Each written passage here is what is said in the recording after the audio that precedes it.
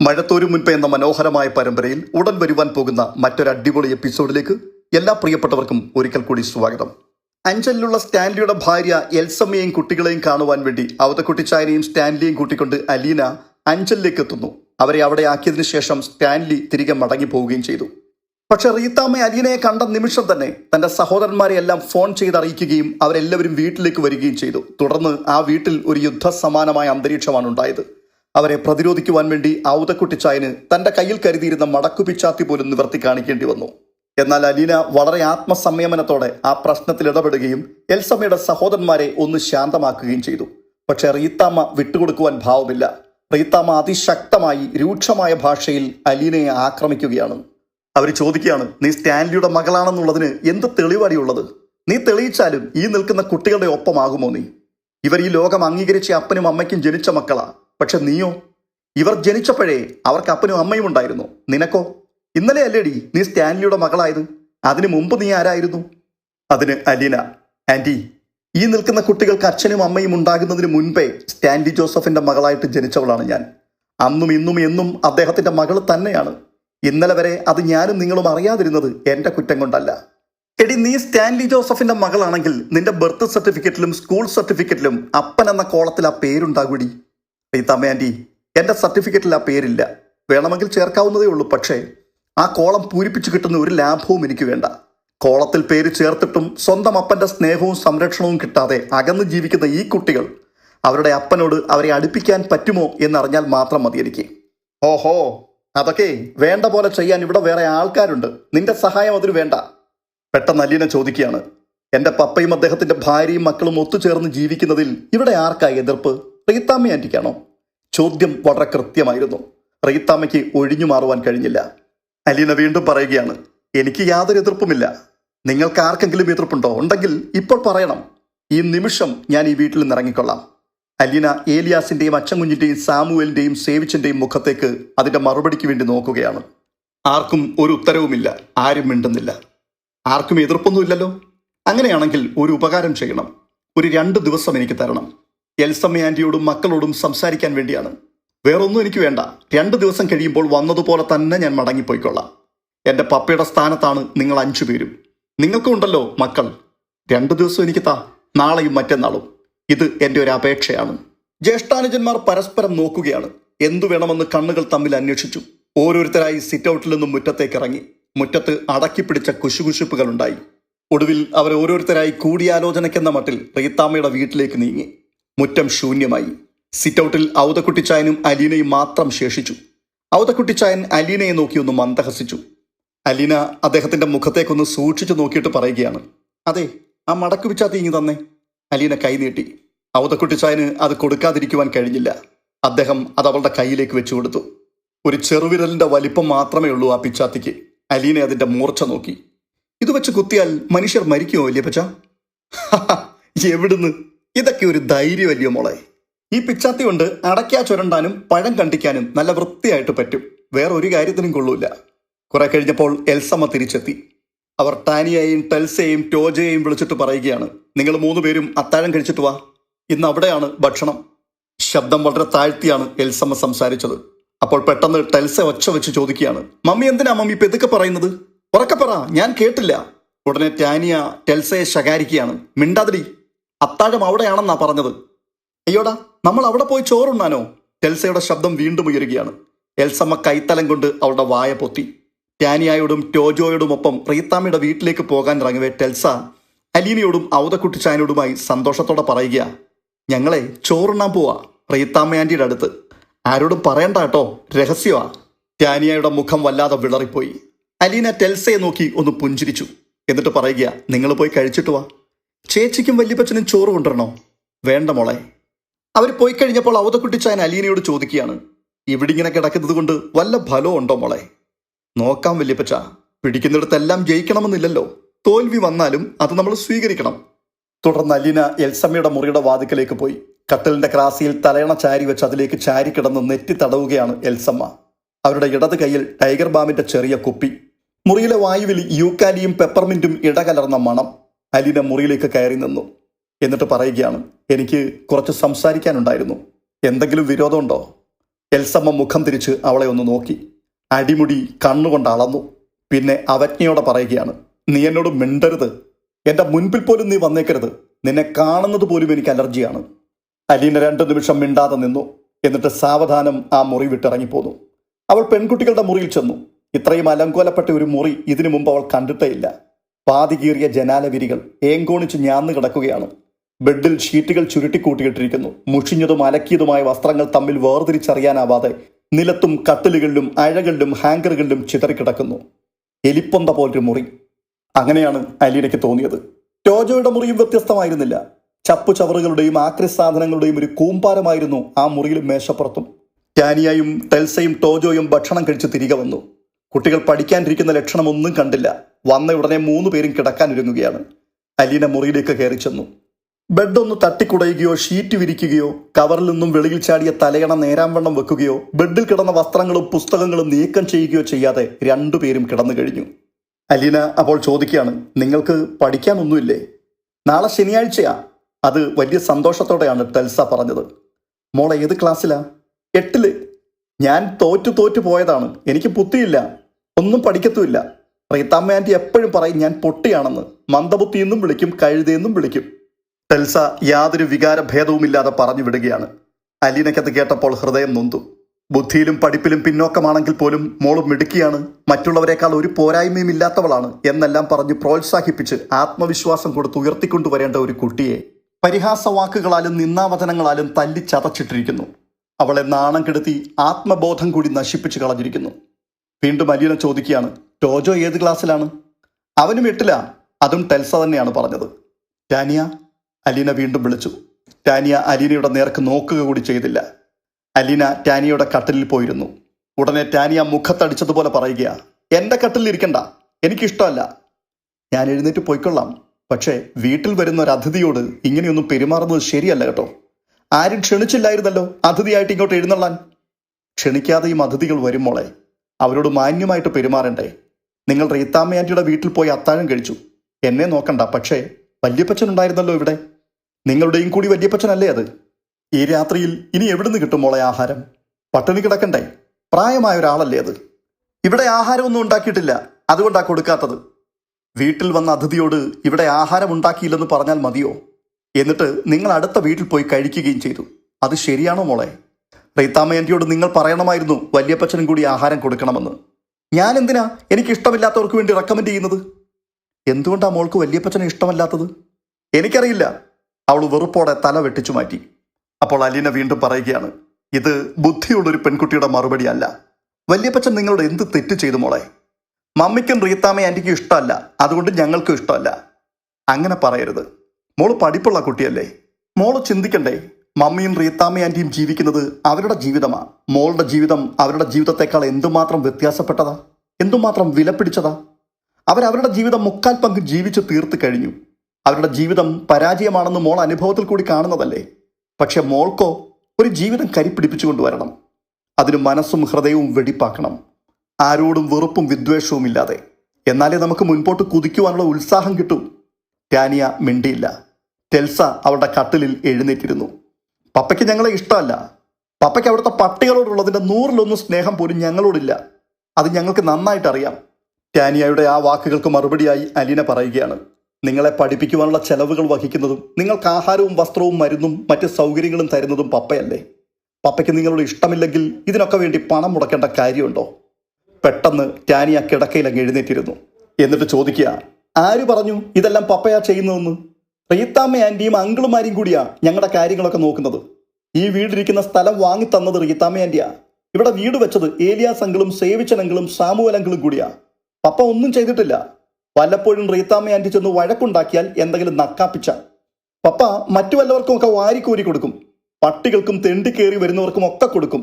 ടാനിയയുടെ മുഖം കോപം കൊണ്ട് അങ്ങോട്ട് വിറയ്ക്കുകയാണ്. നിങ്ങളാരും സ്നേഹിക്കാത്തത് കൊണ്ടാ മോളെ പപ്പ പട്ടികളെ സ്നേഹിച്ചു തുടങ്ങിയത്. കൊടുക്കുന്ന സ്നേഹം തിരിച്ചു കിട്ടിയില്ലെങ്കിൽ കിട്ടുന്നിടത്തേക്ക് അത് വഴിതിരിഞ്ഞു പോകും. പപ്പ എനിക്ക് ചെയ്ത സൗകര്യങ്ങളെപ്പറ്റി പറഞ്ഞത് ശരിയാ. പക്ഷേ അതിനൊരു കാരണമുണ്ട്. ജനിച്ചപ്പോൾ മുതൽ 23 വർഷക്കാലം സ്വന്തം മകൾക്ക് ഒരു ഓർഫനേജിൽ അനാഥയായി ജീവിക്കേണ്ടി വന്നല്ലോ എന്നുള്ള സങ്കടം അത് പപ്പയുടെ മനസ്സിൽ കിടന്ന് നീറുന്നുണ്ട്. എങ്ങനെ ആ കടം വീട്ടണമെന്ന് പപ്പയ്ക്ക് അറിയില്ല. പിന്നെ വേറൊന്നുകൂടിയുണ്ട് മോളെ. ഞാൻ സ്നേഹം കൊടുത്തിട്ടാ പപ്പ എനിക്ക് സ്നേഹം തിരിച്ചു തരുന്നത്. അത്രയ്ക്ക് വലിയൊരു സ്ഥാനം പപ്പയ്ക്ക് എൻ്റെ മനസ്സിലുള്ളത് കൊണ്ടാ. പപ്പയുടെ മനസ്സിൽ എനിക്ക് സ്ഥാനമുണ്ട്. പക്ഷെ നിങ്ങളോ? മമ്മിയെയും റീത്താമ്മ ആൻറ്റിയെയും മാതൃകയാക്കി പപ്പയെ സ്നേഹിക്കാതിരിക്കുന്നു. പപ്പയ്ക്ക് നിങ്ങളോടുള്ള ഇപ്പോഴത്തെ സ്നേഹം പോലും നിങ്ങൾക്ക് കാണാൻ കണ്ണില്ല. ചില തെറ്റിദ്ധാരണകൾ പകർന്നു നിന്ന് പപ്പയെ നിങ്ങളിൽ നിന്ന് മറച്ചു വെച്ചിരിക്കുകയാണ് അവർ. ഈ വീട് വയ്ക്കാനുള്ള പണം മുടക്കിയത് പപ്പയാണ്. ഈ സ്ഥലം വാങ്ങാൻ പൈസ കൊടുത്തതും പപ്പയാണ്. ഓരോ മാസവും 30,000-ൽ കുറയാത്ത തുക പപ്പ നിങ്ങൾക്ക് വേണ്ടി ചെലവിടുന്നുണ്ട്. പപ്പ എൻ്റെ അടുത്ത് കള്ളം പറയില്ല എന്ന് എനിക്ക് ഉറപ്പാണ്. ഇങ്ങനെയൊക്കെ തന്നിട്ട് നിങ്ങൾക്ക് പപ്പയോട് ഇഷ്ടമില്ല. അങ്ങോട്ട് നിങ്ങൾ ഒന്നും കൊടുക്കുന്നില്ല. സ്നേഹമില്ല, ബഹുമാനമില്ല. നിങ്ങളുടെ മനസ്സിൽ പപ്പയ്ക്ക് ഒരു സ്ഥാനവുമില്ല. വീണ്ടും വീണ്ടും ഇങ്ങോട്ട് കിട്ടുന്നില്ല എന്നുള്ള പരാതി മാത്രമേ ഉള്ളൂ. ഈ പപ്പ എന്ന് പറയുന്ന ജീവി കരിങ്കല്ലൊന്നുമല്ല, പച്ച മനുഷ്യൻ തന്നെയാ മോളെ. അതിനും വേണം ഇത്തിരി സ്നേഹവും ബഹുമാനവും വാത്സല്യവും ഒക്കെ. പക്ഷേ ടാനിയായിക്ക് അതങ്ങോട്ട് ഉൾക്കൊള്ളുവാൻ പറ്റുന്നില്ല. അവൾ പറയുകയാണ്, ഞങ്ങൾക്ക് പപ്പ ഇതുവരെയും ഒന്നും വാങ്ങി തന്നിട്ടില്ല. എനിക്കും കള്ളം പറയേണ്ട യാതൊരു കാര്യവുമില്ല. നിങ്ങൾ പപ്പയോട് എന്തെങ്കിലും ആവശ്യപ്പെട്ടിട്ടുണ്ടോ? ചോദിച്ചത് എന്തെങ്കിലും പപ്പ തരാതിരുന്നിട്ടുണ്ടോ? എന്തിനാ ചോദിക്കുന്നത്? ചോദിക്കാതെ തന്നെ എല്ലാം അറിഞ്ഞു തരേണ്ടത് പപ്പയുടെ കടമയല്ലേ? എൻ്റെ മോളെ, കാരുണ്യവാനായ ദൈവം പോലും നമ്മൾ ചോദിച്ചാലേ എന്തെങ്കിലും തരൂ. അതുകൊണ്ടാണല്ലോ ആളുകൾ പ്രാർത്ഥിക്കുന്നതും വഴിപാട് കഴിക്കുന്നതും. ദൈവത്തെക്കാൾ വിശാല ഹൃദയമുള്ളവരല്ലല്ലോ മനുഷ്യർ, ആണോ? ചോദിക്കാത്തത് കിട്ടിയില്ലെന്ന് പറയുന്നത് ന്യായമാണോ? പിന്നെ കുറ്റപ്പെടുത്താനാണെങ്കിൽ നമുക്ക് കാരണങ്ങൾ ഇഷ്ടം പോലെ കണ്ടുപിടിക്കാൻ പറ്റും. സ്വന്തം അമ്മയെ തല്ലിയ ആൾക്കും ഒരു ന്യായം പറയുവാൻ കാരണമുണ്ടാകുമെന്ന് കേട്ടിട്ടില്ലേ? നിങ്ങൾ ഇത്രയേ ചിന്തിക്കാവൂ. പപ്പയെ സ്നേഹിക്കുന്നതാണോ വെറുക്കുന്നതാണോ നിങ്ങൾക്ക് ഗുണകരം? ടാനിയ മറുപടി ഒന്നും പറയാതെ കാൽനഖങ്ങളിലേക്ക് നോക്കി അല്പനേരം ഇരുന്നു. പെട്ടെന്ന് വാതിക്കൽ ഒരു കനത്ത വിളിയൊച്ച. ടാനി! അലീന മുഖം തിരിച്ചു നോക്കി. എൽസമ്മയാണത്. നിനക്ക് രാവിലെ ട്യൂഷന് പോകേണ്ടതല്ലേ? നീ ഉറങ്ങുന്നില്ലേ? ടാനിയ അലീനയുടെ നേർക്കൊന്ന് പാളി നോക്കിയ ശേഷം കിടന്നു. ഉടൻ തന്നെ എൽസയും കിടന്നു. കുട്ടികൾക്ക് ഉറങ്ങണം, പഠിക്കുന്ന കുട്ടികളാ, ദയവീത് അവരെ ശല്യപ്പെടുത്തരുത്. ആരോടൊന്നില്ലാതെ എൽസമ്മ പറയുകയാണ്. എൽസമ്മ മുറിയിലെ ലൈറ്റും അണച്ചു. അലീന ആ മുറി വിട്ടിറങ്ങിയതും അവർ ഒച്ചയോടെ വാതിലടച്ചു. ഹാളിൽ TV കണ്ടുകൊണ്ടിരുന്ന ടോജോയോട് പറയുക, ടോജോ, മതി TV കണ്ടത്. വല്യപ്പച്ചനെ നീ നിന്റെ മുറിയിലേക്ക് കിടത്തിയേക്ക്, എന്നിട്ട് നീ എന്റെ മുറിയിലേക്ക് വാ. ഉടനെ തന്നെ ടോജോ TV നിർത്തി. എന്നിട്ട് അവൻ എഴുന്നേറ്റ് തന്റെ മുറിയിലെ ബെഡ് തട്ടിക്കുടഞ്ഞ ശേഷം ഔതക്കുട്ടിച്ചാനോട് പറയുകയാണ്, എന്റെ മുറിയിലോട്ട് കിടന്നോ കേട്ടോ. എന്നിട്ട് അവൻ എൽസമ്മയുടെ ബെഡ്റൂമിലേക്ക് പോയി. ആ വാതിലും അടഞ്ഞു. ഈ സമയത്ത് തെല്ലൊരു തമാശ രീതിയിൽ ഔതക്കുട്ടിച്ചാൻ അലീനയോട് ചോദിക്കുകയാണ്, എനിക്കൊരു ബർത്ത് കിട്ടി, നിനക്കോ? നീ വെയിറ്റിംഗ് ലിസ്റ്റിലായിപ്പോയി അല്ലേ? ആ തമാശ ആസ്വദിച്ചുകൊണ്ട് അലീന തിരിച്ചു മറുപടി പറയുകയാണ്, എനിക്ക് ടിക്കറ്റ് പോലും ഇല്ല. ഞാൻ കള്ളവണ്ടി കയറിയതല്ലേ, എപ്പോഴാ ചെവിയെ പിടിച്ച് ഇറക്കി വിടുന്നതെന്ന് അറിയില്ല. അപ്പോൾ ഔതക്കുട്ടിച്ചായൻ, നീ ആ ചെറുക്കം പറഞ്ഞ മുറിയിലോട്ട് കിടന്നു, ഞാൻ ഈ സോഫയിൽ ചുരുണ്ട് കൂടിക്കൊള്ളാം. അയ്യോ, വല്യപ്പച്ചൻ എന്നെ നോക്കണ്ട. അനാഥാലയത്തിൽ കിടന്ന എനിക്ക് ഇത് വല്ലതും ഒരു പ്രശ്നമാണോ വല്യപ്പച്ച? അലീന അത് നിസ്സാരമാക്കി മാറ്റി. റീത്താമ്മയുടെ വീട്ടിൽ കൂടിയാലോചന കഴിഞ്ഞ് അച്ചൻകുഞ്ഞും സേവിച്ചനും സാമുവലും ഏലിയാസും പിരിയുന്നതേ ഉണ്ടായിരുന്നുള്ളൂ. അവർ പോകാനിറങ്ങിയപ്പോഴേക്കും റീത്താമ്മ ആവരാതിപ്പെട്ടു. എന്നാ പറയാനാ, എൻ്റെ ആങ്ങളമാരെല്ലാം ഇതുപോലെ ചൊണകെട്ടതുങ്ങളായിപ്പോയി. അല്ലെങ്കിൽ ഒരു രാത്രി പോയിട്ട് 1 മണിക്കൂർ പോലും ആ ഒരുമ്പെട്ടോള് എൻ്റെ അനിയത്തിയുടെ വീട്ടിൽ താമസിക്കില്ലായിരുന്നു. അതിന് മുറ്റത്ത് നിന്നുകൊണ്ട് സാമുവൽ മറുപടി പറയുകയാണ്, എടി അതല്ലേടി ഇത്രയും നേരം പറഞ്ഞുകൊണ്ടിരുന്നത്. അവൾ ഒറ്റയ്ക്കാണെങ്കിൽ നമുക്ക് കയ്യെ പിടിച്ചിറക്കി വിടാം. അവളുടെ കൂടെ ആ കിളവനും കൂടി ഉണ്ടായിപ്പോയില്ലേ? ഒന്നും അല്ലേലും എൽസമ്മയുടെ അമ്മായിയപ്പനല്ലേടി അയാള്. അതൊന്നും അല്ല കാര്യം. അവളുടെ മോന്തയും പാവം പിടിച്ചതുപോലുള്ള ആ നിൽപ്പും കണ്ടപ്പോൾ എല്ലാവരും അങ്ങ് തണുത്തുപോയി. അതും പോരാഞ്ഞ് നല്ല നയത്തിലുള്ള വർത്തമാനവും. അവൾ ആരാ മോള്? പഠിച്ച കള്ളിയല്ലേ? ആളും പേരുമില്ലാത്ത കണ്ട അലവലാദികളൊക്കെ ചെന്ന് കൂടിയേക്കുന്ന അനാഥശാലയിലല്ലേ അവൾ കളരി പഠിച്ചത്. സകല അഭ്യാസവും പയറ്റി തെളിഞ്ഞിട്ടാണ് അവൾ അവിടെ നിന്ന് ഇറങ്ങിയിരിക്കുന്നത്. അവൾ മുമ്പിൽ വന്നു നിന്നുകൊണ്ട് അയ്യോ പാവം പറയുമ്പോൾ 4 അല്ല 8 ആങ്ങളമാരുണ്ടെങ്കിലും ഒരു ഗുണവുമില്ല. എല്ലാം വാലും താഴ്ത്തിക്കൊണ്ടിങ്ങി പോരും. അപ്പോൾ അച്ചൻകുഞ്ഞ് ചോദിക്കുകയാണ്, അല്ല റീത്താമ്മേ, ആ പെങ്കൊച്ച് 2 ദിവസം അവിടെ താമസിച്ച എന്താ കുഴപ്പം? നിന്റേത് വല്ലതും അവൾ അടിച്ചു മാറ്റുമോ? അപ്പോൾ സേവിച്ചൻ, ചേച്ചിയുടെ കള്ളത്തരങ്ങളൊക്കെ വിളിച്ചത്താകുമല്ലോ എന്നുള്ള പേടിയായിരിക്കും. എൻ്റെ വായിൽ നിന്നൊന്നും കേക്കല്ലേ സേവിച്ച. ചേച്ചിയുടെ കള്ളത്തരങ്ങൾ ഏത് കള്ളത്തരമാടാ ഞാൻ കാണിച്ചത്? എൽസമ്മയ്ക്കും പിള്ളേർക്കും ഞാനല്ലാതെ ആരുണ്ടടാ ഒരു സഹായം? ഞാനില്ലെങ്കിൽ കാണായിരുന്നു. റീത്താമ്മേ, ഇന്നൊരു ദിവസം നീ അങ്ങ് ക്ഷമിക്ക്. നാളെ ഞങ്ങൾ ഇനി വരുന്നുണ്ട്. ആ പെണ്ണവിടെ എന്തെങ്കിലും കോപ്രായം ഒപ്പിച്ചിട്ടുണ്ടെങ്കിൽ അവളെ അടിച്ചു പുറത്താക്കുന്ന കാര്യം ഞങ്ങൾ ഏറ്റു. ഇത് ഏലിയാസിന്റെ വക കമൻ്റായിരുന്നു. ഒറ്റ രാത്രി മതി. അവൾ ആ പിള്ളേരെ ഓരോന്ന് പറഞ്ഞു വഴിതെറ്റിക്കുമോന്നാ എൻ്റെ പേടി. സാമർത്ഥ്യക്കാരിയല്ലേ? റീത്താമ്മയുടെ ആങ്ങളമാർ കാറിലും ജീപ്പിലും ബൈക്കിലും ഒക്കെയായി പിരിഞ്ഞുപോയി. പിറ്റേന്ന് നേരം പുലർന്നപ്പോൾ തന്നെ റീത്താമ്മ ടോജോയെ വീട്ടിലേക്ക് വിളിപ്പിച്ചു. എന്നിട്ട് അവനോട് പറയുക, ഇന്നും അവിടുത്തെ അടുപ്പിൽ ഒന്നും വെച്ചുണ്ടാക്കണ്ട. നിങ്ങൾ ഓരോരുത്തരും ഇവിടുന്ന് വന്ന് കഴിച്ചിട്ട് പോയിക്കോ. അവളും കിളവനും 2 ദിവസം പട്ടിണി കിടക്കട്ടെ. ടോജോ അത് തലകുലുക്കി സമ്മതിച്ചു. എൽസമ്മയുടെ വീടിന്റെ അടുക്കള അടഞ്ഞു തന്നെ കിടന്നു. അതൊരു സമരമുറയാണെന്ന് അലീനയ്ക്ക് മനസ്സിലായി. അലീന രാവിലെ തന്നെ ഔതക്കുട്ടിച്ചായനെ കടയിൽ പറഞ്ഞയച്ച് അത്യാവശ്യം ബ്രേക്ക്ഫാസ്റ്റ് ഉണ്ടാക്കുവാനുള്ള സാധനങ്ങൾ വാങ്ങിപ്പിച്ചു. അലീന ടെൽസയും കൂട്ടി കിച്ചണിൽ കടന്നു. അവിടെ ഒരു ശുചീകരണ പ്രക്രിയ നടത്തി. സ്റ്റൗ കത്തിച്ച് ചായ ഇട്ടു. ഇതിനിടയിൽ വിവരമറിഞ്ഞ റീത്താമ്മ എത്തി. നിനക്കെന്താ ഇവിടുത്തെ അടുക്കളയിൽ കാര്യം? ആര് പറഞ്ഞു ഇതിനകത്ത് കയറാനും അടുപ്പ് കത്തിക്കാനും? അവർ അലീനയെ ചോദ്യം ചെയ്യാൻ തുടങ്ങുകയാണ്. അപ്പോൾ അലീന, ഇവിടുത്തെ കുട്ടികളുടെ വല്യപ്പച്ചനെ ഇന്നലെ മുതൽ പട്ടിണി കിടക്കുകയാണ്. രാവിലെയും കഴിക്കാനൊന്നുമില്ല. ഒരു ചായ ഇട്ട് കൊടുത്തോട്ടെ? റീത്താമ്മയുടെ നാവടഞ്ഞു.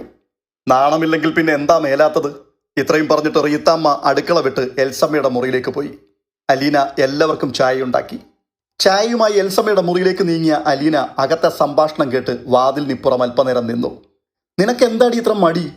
മുൻപൊന്നും ഇത്രയും മടിയില്ലായിരുന്നുവല്ലോ. എന്നും പ്രാർത്ഥനയും പാട്ടും ധ്യാനവും. എന്നിട്ട് എന്തെങ്കിലും ഗുണമുണ്ടായോ? നീ ഈ നോട്ടീസ് കണ്ടോ? പേരുകേട്ട ധ്യാന ഗുരുക്കന്മാരാ ക്ലാസ് എടുക്കുന്നതും സാക്ഷ്യം പറയുന്നതും. തിരുവല്ലയിലോട്ട് ഇവിടുന്ന് ഇത്രയ്ക്ക് ദൂരമല്ലേ ഉള്ളൂ.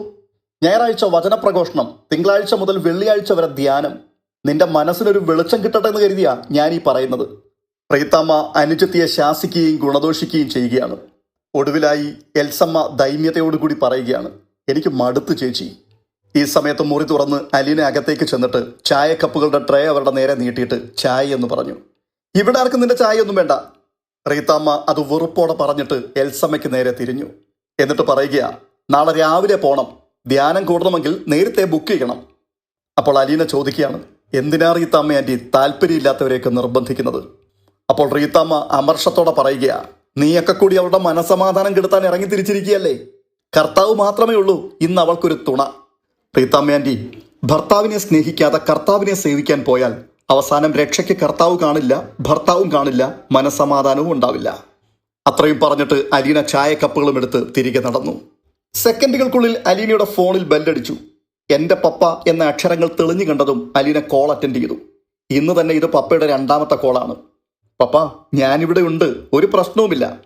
എൽസമ്മയുടെ ആങ്ങളമാരാരെങ്കിലും ഇന്നവിടെ വന്നോ? ഇല്ല പപ്പ, ഇന്നലെ വന്നിട്ട് പോയതിനു ശേഷം ആരെയും കണ്ടില്ല. ആ, സൂക്ഷിക്കണം. അവരെപ്പോൾ വേണമെങ്കിലും വരും. റീത്താമ്മ വിളിച്ചൊന്ന് ചൂടാക്കിയാൽ മതി. വീണ്ടും വിചാരമില്ലാത്തവന്മാരാ. എന്തെങ്കിലും കുഴപ്പമുണ്ടെങ്കിൽ ഞാൻ പപ്പയെ വിളിച്ചോളാം. നീ എൽസമ്മയോട് സംസാരിച്ചോ?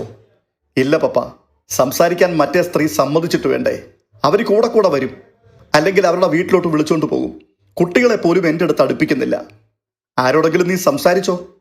ടാനിയമ്മളോട് സംസാരിച്ച കാര്യം ഞാൻ ഇന്നലെ രാത്രി പറഞ്ഞിരുന്നല്ലോ. അവരെല്ലാം റീത്താമ്മയായിട്ട് തെറ്റിദ്ധരിപ്പിച്ചു വെച്ചിരിക്കുക. പപ്പ ഭയങ്കര ദുഷ്ടനാണെന്നും അവർക്ക് വേണ്ടി ഒന്നും ചെയ്യുന്നില്ല എന്നുമൊക്കെയാണ് അവർ പറയുന്നത്. ഞാനിതെല്ലാം നിന്നോട് ആദ്യം തന്നെ പറഞ്ഞിരുന്നതല്ലേ അലീന? ഇനി നീ എന്തിനാ അവിടെ താമസിക്കുന്നത്? ഞാൻ കാറുമായിട്ട് അങ്ങോട്ട് വരട്ടെ? പപ്പ, ഇന്നൊരു ദിവസം കൂടി പ്ലീസ്. അല്ല, അപ്പച്ചൻ എവിടെ? നിനക്ക് പട്ടിണി കിടന്ന് പരിചയം ഉണ്ടായിരിക്കും, പക്ഷെ അപ്പച്ചന്? പപ്പ, അതൊന്നും ഓർത്ത് വിഷമിക്കണ്ട. വലിയപ്പച്ചൻ്റെ കാര്യം ഞാൻ നോക്കിക്കൊള്ളാം. ആ ശരി, നാളെ ഞാൻ എപ്പോഴാണ് വരേണ്ടതെന്ന് വെച്ചാൽ അതിന് അരമണിക്കൂർ മുമ്പ് നീ ഒന്ന് വിളിച്ചേക്കണം. ഓക്കെ പപ്പ. അലീന ഫോൺ കട്ട് ചെയ്തു. കാറിന്റെ ശബ്ദം കേട്ട് അവൾ സിറ്റൗട്ടിലേക്ക് വന്നു. റീത്താമ്മ കാർ ഓടിച്ചു പോകുന്നത് അവൾ കണ്ടു. പപ്പ സ്വന്തം ഭാര്യയ്ക്കും മക്കൾക്കും വേണ്ടി വാങ്ങിക്കൊടുത്ത കാറാണത്. ഫർലോങ് അകലെയുള്ള പലചരക്ക് കടയിൽ പോകണമെങ്കിലും റീത്താമ്മ കാറിലേ പോകൂ. എപ്പോഴും ആ കാർ സഞ്ചരിച്ചുകൊണ്ടിരിക്കുകയാണ്. ഒന്നുകിൽ റീത്താമ്മ, അല്ലെങ്കിൽ റീത്താമ്മയുടെ ഭർത്താവ് മൈക്കിൾ, അതുമല്ലെങ്കിൽ മൂത്ത ആൺമക്കൾ. എൽസമ്മയുടെയും കുട്ടികളുടെയും എന്തെങ്കിലും ഒരു ആവശ്യത്തിന് വേണ്ടി ആ കാർ ഓടുന്നത് ഇതുവരെ അലീനയ്ക്ക് കാണാൻ സാധിച്ചില്ല.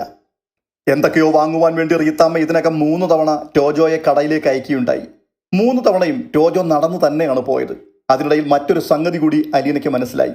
എൽസമ്മയുടെ വീട്ടിലേക്ക് ആവശ്യമുള്ള സാധനങ്ങൾ വാങ്ങുന്നതും സപ്ലൈ ചെയ്യുന്നതും റീത്താമ്മയാണ്. ദൈനംദിന വരവ് ചെലവുകളുടെ നിയന്ത്രണം റീത്താമ്മയുടെ കയ്യിലാണ്. കുട്ടികൾക്ക് പുസ്തകമോ പേനയോ വസ്ത്രമോ വേണമെങ്കിൽ പോലും റീത്താമ്മയോട് ചോദിക്കണം.